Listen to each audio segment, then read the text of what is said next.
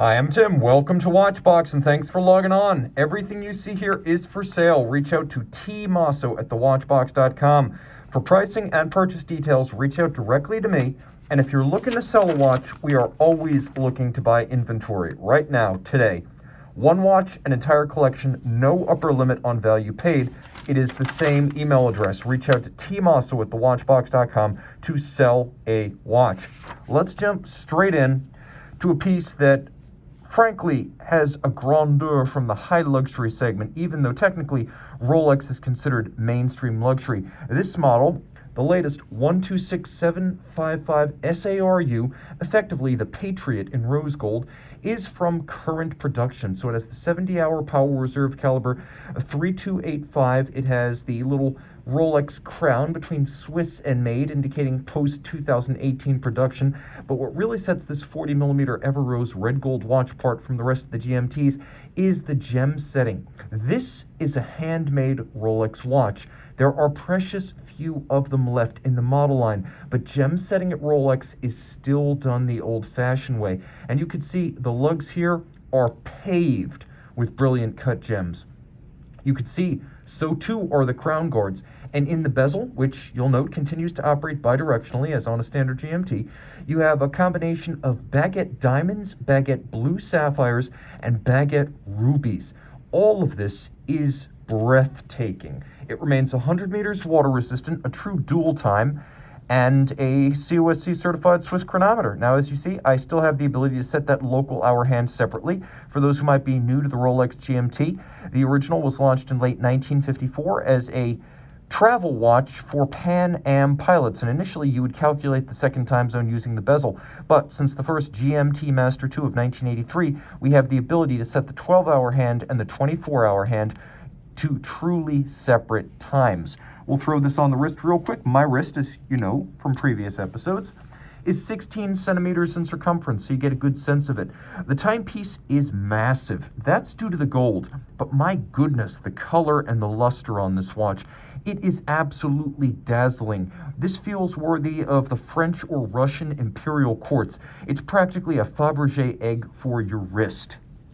Now, jumping to something perhaps a little bit more versatile, but just as Rolex, doesn't get any more Rolex than a Datejust 41. Of course, the first Datejust launched in 1945, the 40th anniversary Jubilee of Rolex as a company. It was born with the Jubilee bracelet, but the original big Datejust, the Datejust 2 of 2009, did not include the Jubilee bracelet option. For 2016, that is corrected, and to date, Rolex has been fitting the Jubilee on the big Datejust.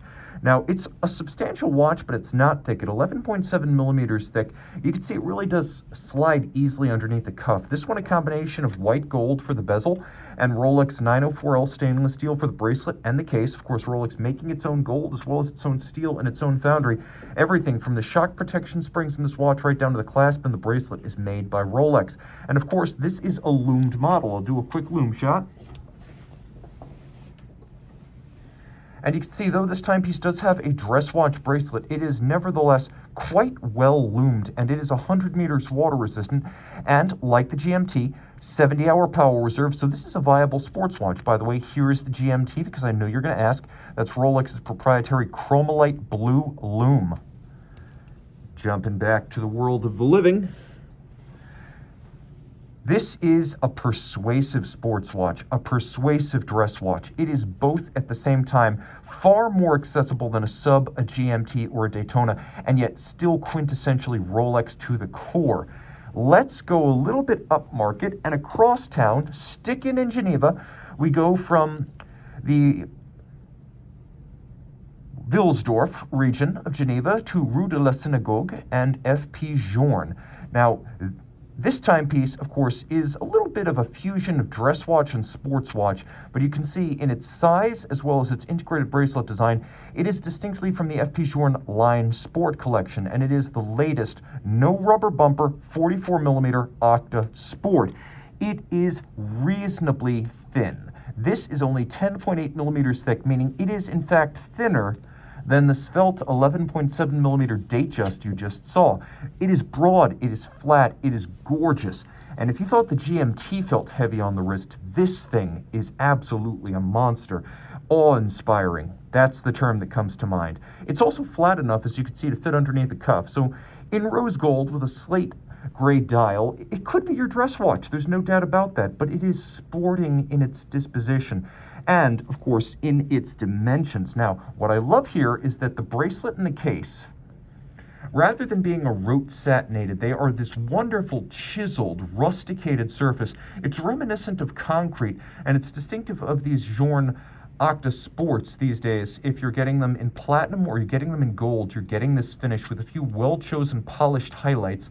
You can see that there is a ceramic bezel insert in this generation of Octa Sport, and then the dial is just as gorgeous as the case itself. As you can see, the hands as well as the numerals are red gold with a lovely opaline frosted finish. There is a double-digit date with flush discs. The chronometric power reserve for good timekeeping is 120 hours, but fact is, this watch will run for almost 7 days, or 160 hours to the death. There's an AM/PM indicator that turns from basically cream to red as we make the transition from day to night. And on the reverse side of the watch, you can see the Octa Caliber 1300. Now, what sets the platinum and rose gold line sport models apart from the titanium models is that when you get precious metal outside, you get precious metal inside. So you have this rose gold movement with bridges and plates in 18 karat and then the rotor in 22 karat. There's real rose lathe guilloche in a grand orge or barleycorn pattern on the rotor. Then we have circular Côte de Genève with a mirrored bevel on the edge of the bridges and engine turning in 2 sizes on the base plate with all screws black polished and the wheels satinated. It beats away at 21.6. It's free sprung. It's adjusted in 5 positions, which is the high horology and chronometer standard. And again, it is just a very versatile piece, provided you've got the wrist 15 centimeters circumference or larger. This is an outstanding way to get into independent horology while still wearing a versatile all-arounder. This timepiece is anything but niche. That said, this one is a little bit more particular. It's also a heck of a lot less common. 10 pieces made, 40 millimeters in platinum. This is the FP Journe Tourbillon Souverain Labyrinthe.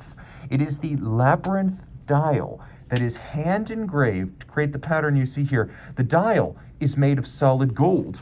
The movement is made of solid gold. The case is made of platinum, and of course, it's a tourbillon. But it's more than that. It's a power reserve, 42 hours. It's a deadbeat second. And when you roll it over all the way, you can see the remontoire d'égalité, the original FP Journe innovation, first coined on his 1991 tourbillon remontoire prototype, a linear spring that acts basically as a buffer between the barrel and the escapement. By the way, how much do you love the black polishing of the remontoire architecture? But that buffer spring ensures that for the first 28 hours of operation, the balance maintains constant amplitude because the escapement receives constant force. Now, you might be wondering what's going on with that power reserve. It works backwards. Like a marine chronometer, it indicates 0 when it's fully wound, as in 0 hours since fully wound. The tourbillon is gorgeous. It's a black polished wire style filigree cage, free sprung for durability, 6 position adjusted, and it is blessed with a handmade overcoil hairspring, a feature that is scarce even on Journe watches. You can see that the tourbillon, hours, minutes, and seconds, all contained in a black polished stainless steel bezel framing the time displays, and of course, remontoire égalité avec seconde montre. It is a constant force device with deadbeat seconds. Now, in the last 12 hours of power reserve, it will deactivate the remontoire to keep the watch running, and then it will revert to sweep seconds. So you want to wind this watch on a daily basis. What a pleasure.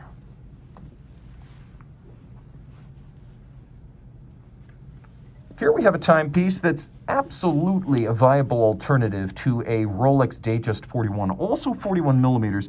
This is the SBJ001 Grand Seiko spring drive automatic, and it's powered by caliber 9R65. First of all, we need to talk about spring drive. It took from 1977 to 2005 to bring an automatic spring drive movement to market, and this watch features it. You can see the seconds hand is a continuous smooth sweep. There is no stutter, there is no stop-start, there is no oscillation. It is not a Swiss lever escapement, because when you turn it over, you can see that there is a unidirectional governing wheel. Now, although this watch has a quartz timing, it is not, strictly speaking, a quartz watch. All of the energy derives from the mainspring barrel. So I should say what it is not is an electronic watch. So the mainspring barrel provides all the energy. There are no batteries, there are no capacitors, there are no stepper motors. The energy unwinds from the mainspring, passes through the governing wheel. The governing wheel creates an induced electrical current which wakes up the quartz oscillator, which controls a back EMF or electromagnetic force that breaks and slows the governing wheel so that it regulates the output of energy to synchronize with the scroll of conventional time. So what you wind up with is a system that has mechanical soul and quartz precision, which is assembled and regulated by a watchmaker and designed to last not just the life of the owner, but the life of the watch. And it's accurate to plus or minus 15 seconds per month.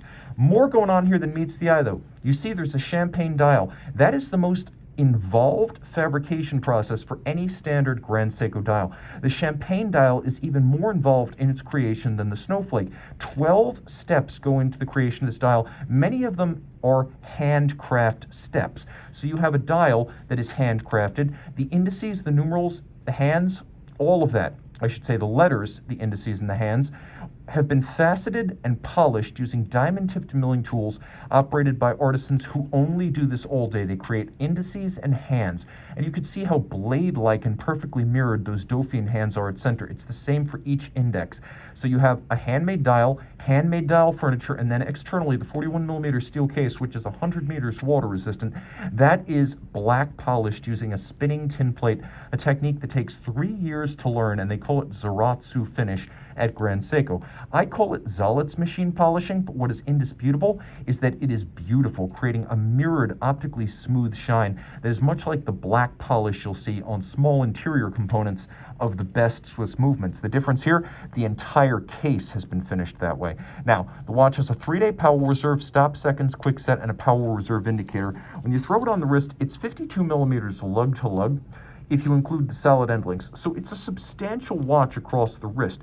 It has a lot of presence. If you've got a big wrist, definitely consider it, because in terms of its presence and its stance, it reminds me more of a 42 or a 43 than a 41. This is a substantial and impressive product. And so is this. Built in 50 pieces in the mid-2000s, this is the Franck Muller chronograph perpetual calendar retrograde equation. 44 millimeters in white gold. It is a retrograde perpetual calendar, moon phase, and chronograph, automatic winding inside the case. It is a modified Valjoux 7753 chronograph base, but upgraded with 6-position adjustment and a platinum mass on the rotor for increased winding efficiency. On top of that is a perpetual calendar module created by Franck Muller, which you can see features a leap year or quantième bissextile display, a date, a moon phase. You've got a 24-hour indicator, so you know when you're in the danger zone, when you don't want to try to set the calendar. You've got a day, and then you've got a retrograde month. The timepiece is incredibly imposing with long, welded-on straight lugs, strap fixed by bar and screws, a handsome, almost pocket watch evocative case profile, pump-style pushers, 44 millimeters, substantial enough that I can say that if you like the big watch look, this is going to live up to your expectations. But if you don't have a huge wrist, it's also going to please you, as you can wear this watch on a wrist as small as 15 centimeters circumference, because it is quite easy to wear on my 16 centimeter circumference wrist. It's even easy to fit underneath the cuff. You're getting a lot here. Oftentimes, people get cynical about Franck Muller because you're getting a 3-hand watch or a 3-hand and date watch that says Master of Complications on the back. And that's a little bit farcical if you're getting a simple watch, but here you're actually getting a complicated watch.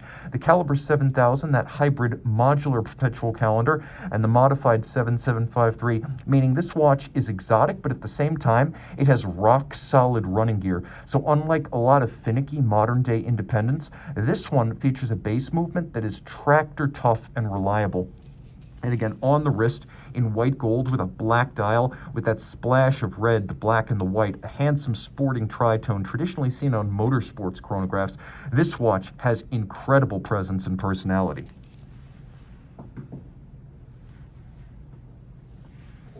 Now, a lot of folks lamented the passing of the old Gerald Genta-designed IWC Engineers back from 2016 to 2018. They were phased out, and unfortunate because Shortly afterward, this design became the hottest thing since sliced bread. The watch you see here is the reference 3234 Engineer 44 millimeters in steel with a ceramic bezel. It was made only 2 years, from 2007 to 2008. It is a very handsome watch. 44 millimeters, but it wears smaller than that. It's got that classic jumbo Engineer case that Genta first designed for the reference 1832 Engineer SL back in 1976. So you've got that handsome period-inspired sort of tonneau case that is evocative of the 70s, and of course you've got the Genta bezel that stands proud of the case with little notches where the screws or the bolts would have been on the original, and the timepiece has a lovely tritone dial with combination of silver, red, and black. And if you look very closely on the dial, you can see there's a long-running motif seen on many Engineer models, and it is the interlocking eye logo that forms the base of the dial. Now, the dial itself is fairly involved with plaques at 12 o'clock and 6 o'clock, and then there's a raised track outboard with hash marks for the minutes. You've got inboard hash marks for reading seconds, and then you have all applique indices and twin Arabic numerals inside the case. And I should mention the watch has a screw-down crown. It is 120 meters water resistant. You get the caliber 80111. Manufacturer, it has the Peloton pawl-based winding system. You can see the two pawls and their pawl wheel, bidirectional winding and shock protected. It's a system IWC watchmaker Albert Peloton devised in the late 40s and IWC implemented in the early 50s. It is tough, efficient, and enduring, as it continues to be one of the standards for winding quality in the industry. Suitable for sports watches, but efficient enough for dress watches. And you can see that the movement is handsomely decorated, albeit mechanically decorated, and it is IWC's own, with a 44-hour power reserve, 5-position adjustment, stop seconds, and a quick set date. This is a special piece. And thanks to the ceramic bezel, it's pretty much taken no wear and tear over the years, as the bezel, which is almost as scratch resistant as sapphire, acts as a sort of blocker or a heat shield for scratches and scuffs that might otherwise impact the metal. This is a sharp piece, and I think in the future, the Genta-style Engineers will begin to gain a little bit of traction with collectors in the market as a whole. Now, if you want to go a little bit bigger still, but you still like that techno-industrial look and you want a non-round case, well, launched in 2015, this was how Hublot did a full integrated bracelet sports watch. And I have to say that Hublot was a little bit ahead of the market trend in doing so, as traditionally Hublot watches has been fitted with straps, especially rubber straps, and that dates back to the first one in 1980. So this is the Big Bang Unico, full integrated bracelet, titanium case, ceramic bezel, resin case flanks, and then a bracelet made of titanium with ceramic inserts that actually stand slightly proud of the bracelet and help to avoid scratches and scuffs there. You've got a twin trigger release and a double deploying clasp, and then the watch itself is 100 meters water resistant, so this is a real sports watch here. There's a lot to love about the Unico movement, and there's also a lot to love about the Big Bang Unico, which includes this wonderfully convenient push-button bracelet and strap release. So if you want to quickly dress this up or dress it down, go with a bracelet, go with rubber, go with a leather strap, you can easily do so. So between textile and rubber straps that you can swim with, leather straps that make the watch look more refined, and the bracelet itself, you've got a lot of options, and all of them can be easily fit and removed using the push-button system. Now, as you can see on the dial, the Unico caliber 1242 is designed to be seen. The date, which you can see, is sort of a skeletonized disc. It sits over a shaded panel that highlights it at 3 o'clock. And then the watch also featuring stop seconds or hacking. And then finally, there's a lot to love at center. As you can see, the motion works that adjusts the hands, fully visible. Also fully visible, let me wind this watch a little bit, but also fully visible, you can see just below the hands, a combination of chronograph clutch and column wheel. The Unico was designed inside out to feature those components on the dial side. So what would conventionally be shown on the reverse side of the watch, the column wheel and the lateral clutch, it's visible on the dial side of a Unico. Now, the fun thing about the Unico is that it is a flyback, and all Unico chronographs are flybacks, save the perpetual calendars. So you have the ability to reset and restart using the trigger down at 4 o'clock. The watch has a screw-down crown, it's 100 meters water resistant, and note one of the features of the Unico, it has a 60-minute chronograph register rather than the more common 30-minute. We'll pop one of these bracelet ends off right here, take a look at back. The Unico is a good-looking movement. What at first appears to be spare is impressively equipped. The escapement is silicone and unlubricated for high performance, extended power reserve, and minimal servicing requirements. The balance is borne on a full bridge for shock resistance. It beats away at 4 Hertz, so 8 beats per second. It's got the quick set, it's got the stop seconds. It is also a remarkably long-legged 3-day power reserve, so you're getting your money's worth with this 38 jewel manufactured caliber from Hublot. And again, it is just too much fun to play with this bracelet system. We'll throw it on the wrist one more time so you can get a sense of it, maybe do a lume shot. It's a big watch, make no mistake. At 45 millimeters and almost 60 millimeters across the wrist, I recommend your wrist be at least the size of mine, 16 centimeters circumference or larger. Smaller wrists are not allowed on this ride.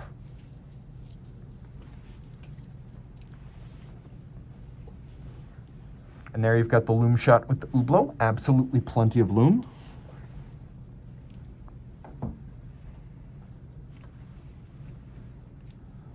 Let's talk about 2 blue dial rose gold endeavors from H. Moser & C. The other manufacturer of Schaffhausen, building about 1,500 watches a year. Moser is, in my opinion, the German-Swiss FP Journe. Innovative, irreverent, but committed to quality and fair value in pricing. Moser builds some of the most roundly appealing watches in the industry. And again, with only 1,500 made a year, their tagline, very rare, is apropos. This, a limited edition of 100 pieces from 2019, is the 40 millimeter rose gold H. Moser & C Endeavor Center Seconds Concept Blue Lagoon. Now, the dial is known as the Blue Lagoon dial. It is a signature piece for Moser, the fume fade from light at the center to almost black at the edge. And this is the concept dial. Moser has standard dials in many colors. They have the purity dials, which are simplified and relatively unadorned, and then they have the concept dial, which you see here, which is completely unadorned, bereft of any marks, even branding. The watch is only 10.9 millimeters thick, and as you can see, Moser machines its cases and then hand finishes them. That's how you're able to get these interior contours, these sharp creases and curves in such close proximity and hollows within the case blank. This can't be done if you're stamping your cases the way, say, Rolex, Omega, and even Patek often do. This is traditional handcraft, first machining it and then hand finishing it to this mirror shine and satin matte finish that runs vertically instead of longitudinally. There's a concave bezel profile, rose gold hands, and then you flip it all over and it's got a sports watch movement, automatic winding, 3-day power reserve. This is the manufacturer caliber HMC 200, which you can see also features hacking seconds. It's decorated in pocket watch fashion, and it's referencing the 19th century and early 20th century era of Moser pocket watches. You'll also note that the bridge is a full bridge with a free sprung index, so it's shock tolerant, and then Moser makes its own escapement, hairspring, and balance in-house. So they see to the entire process of creating their movements. Very little is purchased for their calibers. Taking a quick look at the watch on the wrist, it is handsome, but it's also compact. This 40 millimeter watch is only about 47 millimeters from lug to lug, which means that even if your wrist is 13.5 centimeters circumference, you're going to wear this one well. The watch has a lot of life and cheer on the wrist. It's upbeat, happy, and though anonymous in branding, it is remarkably striking in presence. If you want a more traditional dial, but you want high mech complication, then this Endeavor Moon is the way to go. As you can see, the dial is also a fume fade, but in a darker blue, not the Blue Lagoon color. And I'll show you them side by side. You can see Blue Lagoon is quite a bit brighter. This dial features conventional Moser signature, Swiss-made. They like to say 90% of their watch is Swiss-made or better. And then you have applique indices in rose gold with rose gold hands. Now the moon phase, it has an adjustment interval of over 1,000 years. So once you set it, you can pretty much forget it. And this moon phase complication was designed for Moser by Andreas Streller, AHCI luminary and one of the great independent master watchmakers in the business. There's a small index at center that lets you know whether you're looking at day or night for the purpose of setting the moon phase.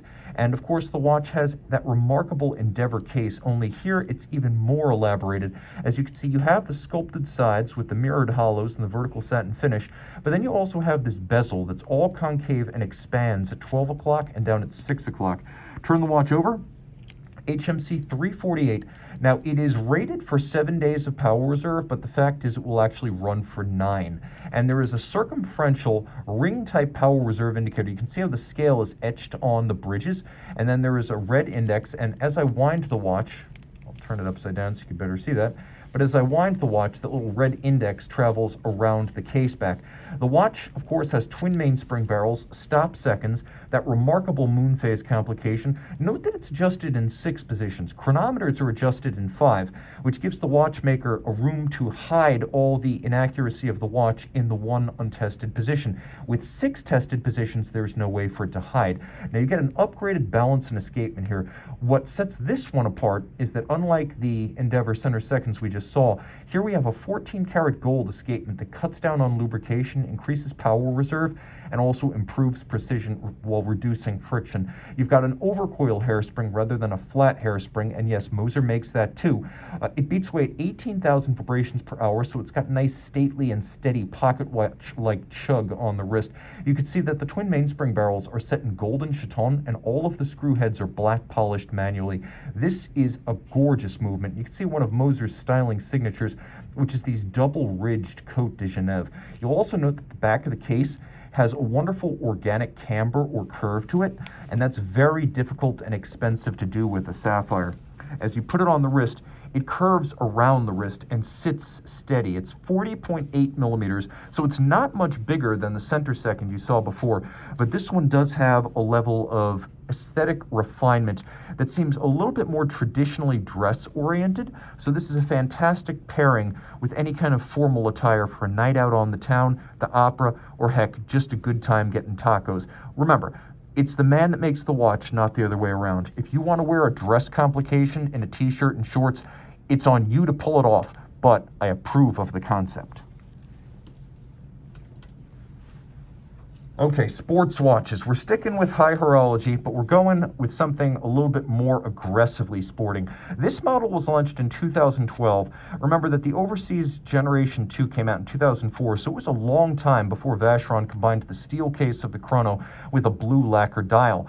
The timepiece, being 42 millimeters in diameter, is substantial but not oversized. What really surprised me was the thickness. At 12.4 millimeters thick, that's a thickness more comparable to a Rolex Daytona than something like a Royal Oak Offshore, and somehow this watch does manage to compete with both the Royal Oak Offshore and the Royal Oak chronograph. It's a large and substantial piece, but at the same time it's elegant, and unlike the Royal Oak Offshore, it uses an integrated chronograph movement that makes it a lot thinner. Also, at 150 meters water resistant, it is far more aggressively water tested than the Royal Oak chronograph, which is 50 meters. This is 150. The watch has a lot of personality. The case, bezel, lugs, all entirely hand finished to create those gorgeous bevels, satin topped and polished sides. The watch is also anti-magnetic, 25,000 ampere per meter. Remember, an ISO 764 standard anti-magnetic watch is 4,800 ampere per meter. This is 25,000. On the reverse side, there's not a lot to see because the watch is contained internally within an iron cage that wraps around the movement, but you can see the image of the Italian Navy training vessel Amerigo Vespucci on the case back. That was the image basis for the ship on the reverse side of the Overseas, and inside it is a Frédéric Piguet 1185 high horology integrated automatic vertical clutch and column wheel chronograph adjusted in 5 positions and hand finished. So if you've ever wondered what's inside the Overseas Chrono 1 and 2, it's that, a true high horology movement for a high horology sports watch. Let's do a loom shot. Automatic winding, 150 meters, water resistant, fully loomed, and anti-magnetic. This is a true sports watch. And while I like the dial options on the Generation 3, the double-digit date is much missed. All right, in 2017, Blancpain took its reference 5008, 40.3 millimeter, 50 fathoms, and created a tribute to the 1959 U.S. Navy issue MILSPEC. Well, in 2021, we have the sequel to that with some substantial changes. 40.3 millimeters in steel, brushed steel, and a 250-piece limited edition. This is the 50 Fathoms MIL-SPEC limited edition for Hodinkee. 200 pieces sold by Hodinkee, 50 pieces sold by Blancpain retailers, and there are some changes in comparison to the 2017 500-piece edition. First, this edition is half the size and thus more exclusive. Second, there is no Blancpain script on the side, and the case, instead of high polish like the previous watch, is all of satin finish. Now you can see the watch has a lot of period details like the matte dial, the functional moisture indicator on the dial, the printed features rather than applique indices of the dial, and the white lacquered hands. There's also this narrow beading outboard on the bezel, and let's hear the bezel.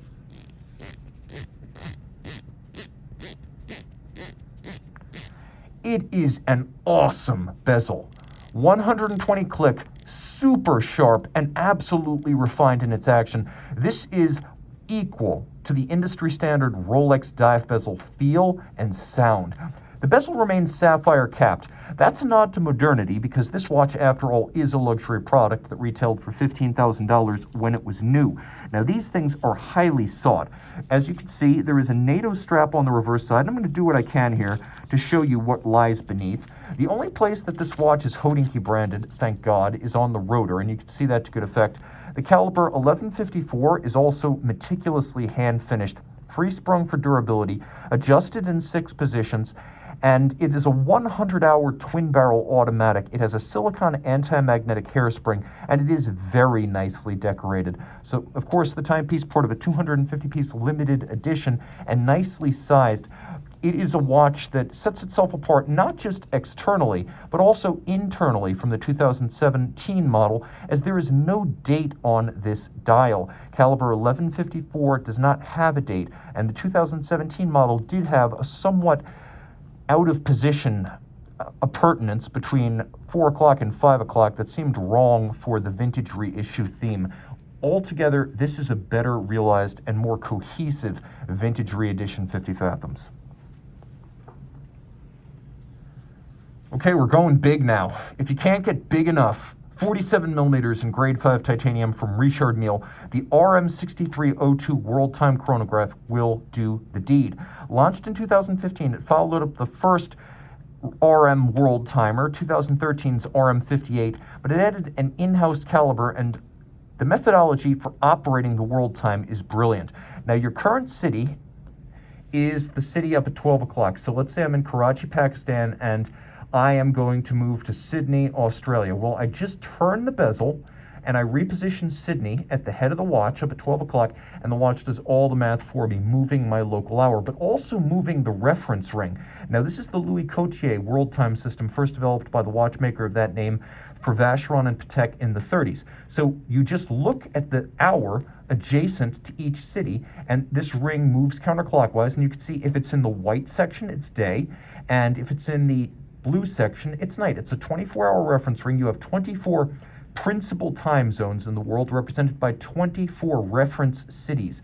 Now, the watch also features a chronograph and a multifunction crown. Let me show you how that works. There's a little function indicator down at approximately 4 o'clock on the dial, and then there's a trigger on the side. You can see right now the watch is in winding mode. It says W.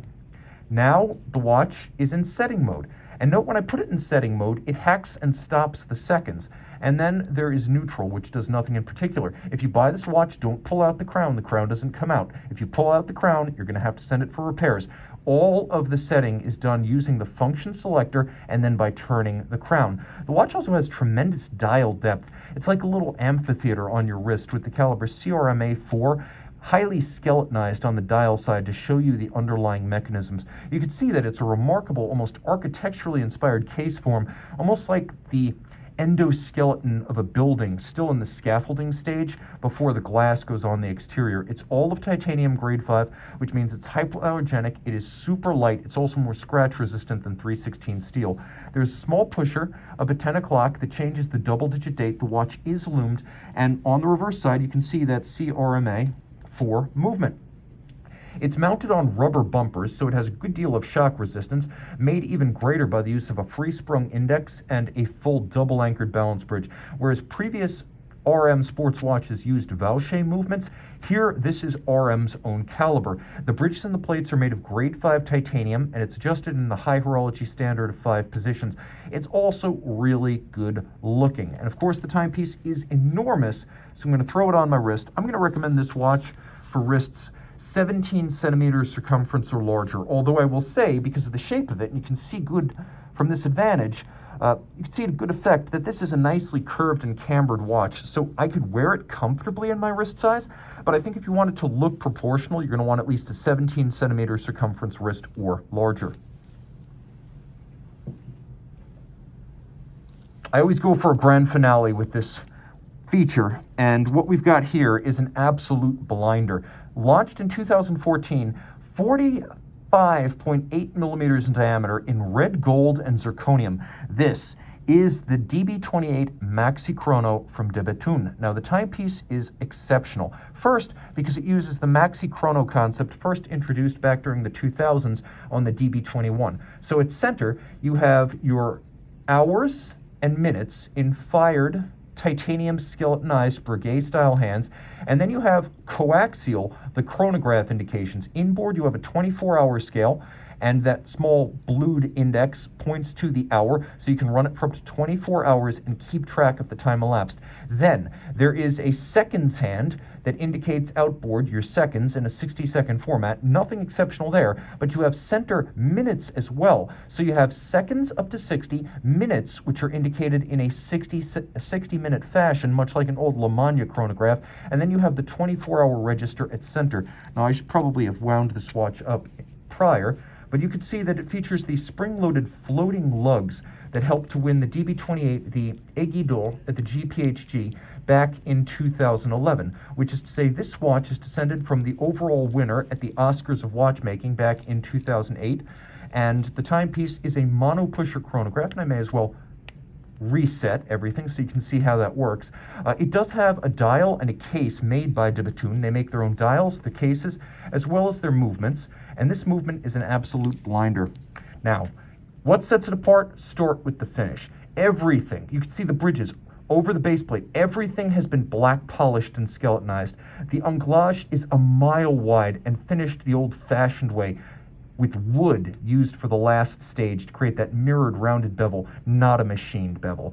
Full balance bridge for shock resistance. You can see their own balance with a white gold rim, hollow silicon arm interior, completely resistant. I need to wind it a little bit more, but once fully wound, it has a 5-day power reserve, and it operates at 36,000 vibrations per hour like a Zenith El Primero. So it is a 5-day power reserve via twin barrels, and it is a 36,000 vibration per hour beat rate. It is immaculately hand finished. It uses 1, 2, 3 column wheels and 3 separate clutches to engage. And I'll demonstrate how this works. You can see how, in spite of using a lateral clutch, a oscillating pinion, and what they call an absolute clutch, which is similar in some respects to a vertical clutch, everything starts without stagger or jump. The 3 separate clutches, again, I need to really wind this one a bit more, but the 3 separate clutches ensure absolute smooth engagement and low drag operation. The 3 separate column wheels ensure crisp actuation, and so this is a pleasure to use, a pleasure to see, a pleasure to hear in operation. Getting a little bit closer to the case back, you can see that the watch includes a remarkable proprietary hairspring that's 2 elements clamped together and then curved by hand, and that gives you the shock protection that comes inherent in a flat hairspring and the thinness that comes with a flat hairspring, but it also gives you the concentric beating of an overcoil.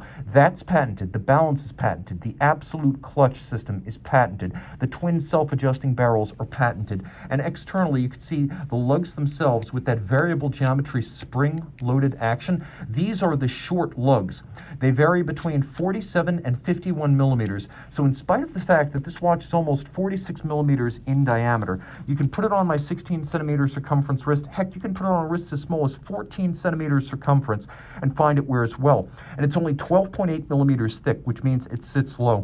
DeBethune makes 150 watches per year. They've made fewer fewer than 3,000 watches since their founding in 2002. This is absolute integrity in engineering, in finishing, in art design, in limited, truly limited production, and on a daily basis. I cannot think of a more exciting way to time your oatmeal in the microwave. Reach out to tmosso at thewatchbox.com for purchase and pricing details of this or any watch you see on today's program.